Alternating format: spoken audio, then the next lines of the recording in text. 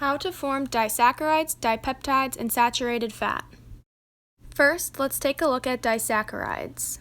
Disaccharides are formed when two monosaccharides bond together. These two molecules bond together in dehydration synthesis reactions. For example, in this case we have two separate monosaccharides, glucose and fructose. In order for a dehydration synthesis reaction to occur, water must be removed from the molecules. Therefore, a hydrogen, H, is removed from one of the molecules, while a hydroxide, OH, is removed from the other. Now the two monosaccharides are able to bond to the leftover oxygen. This creates a disaccharide with a glycosidic link. In this case, the disaccharide created is sucrose. Next up is dipeptides.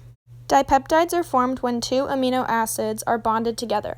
Like a disaccharide, this occurs during a dehydration synthesis reaction. In this case, we have two separate glycine amino acids. Like the disaccharide, in order to complete the dehydration synthesis reaction, a hydrogen, H, is removed from one of the amino acids, while a hydroxide, OH, is removed from the other amino acid. In dipeptides, when water is removed, the carbon atom C bonds with the nitrogen atom N, creating a peptide bond.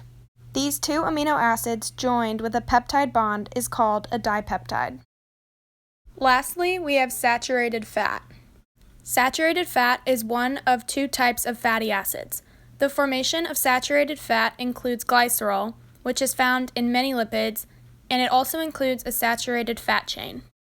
Like the others, this fatty acid is formed with the removal of water. Therefore, a hydrogen, H, is removed, and a hydroxide, OH, is removed.